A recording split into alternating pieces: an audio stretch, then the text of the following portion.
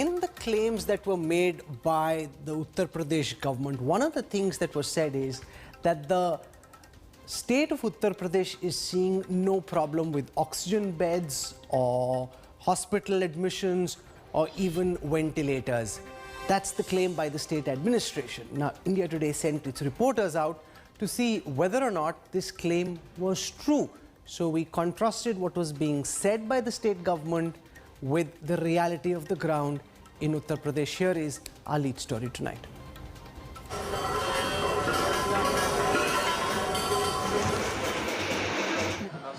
जो ये कृत्रिम अभाव पैदा करने का प्रयास किया जा रहा है, ना बेड्स की कमी है, ना ऑक्सीजन की कमी है, ना रेमडेसिविर की कमी या किसी अन्य जीवन रक्षक दवा की भी कमी नहीं है. It's a nightmare for people looking for beds.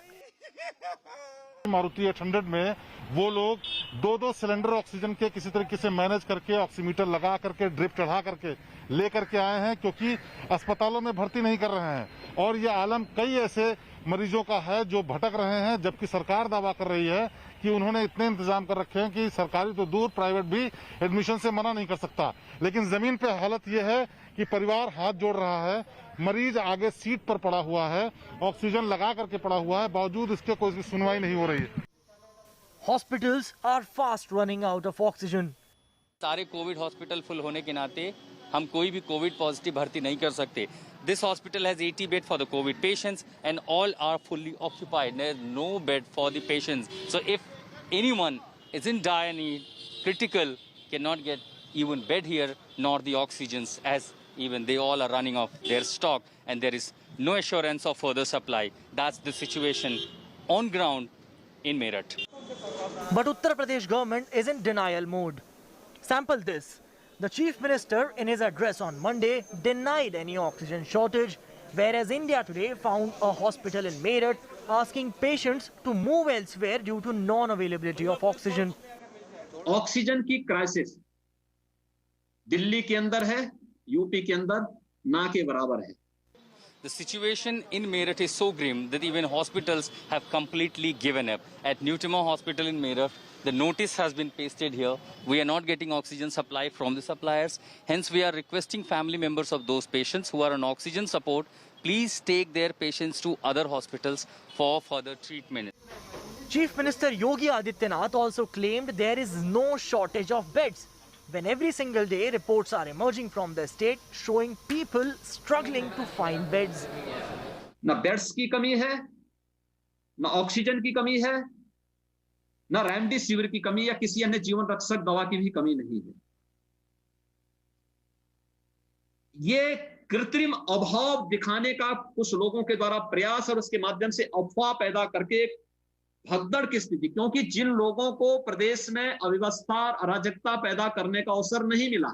आप हकीकत देखिए कि उसी कोविड कमांड सेंटर के बाहर जो इस मदद के लिए बनाया गया है, उसके बाहर क्या नजारा, ये तमाम लोग खड़े हुए हैं जिनके परिजन भर्ती होने के लिए इंतजार कर रहे हैं. क्रिटिकल है, कोई बेहद गंभीर है. आप देखिए छोटी सी गाड़ी मारुति 800 में वो लोग 2-2 सिलेंडर ऑक्सीजन के किसी तरीके से मैनेज करके ऑक्सीमीटर लगा करके ड्रिप चढ़ा करके लेकर के आए हैं, क्योंकि अस्पतालों में भर्ती नहीं कर रहे हैं.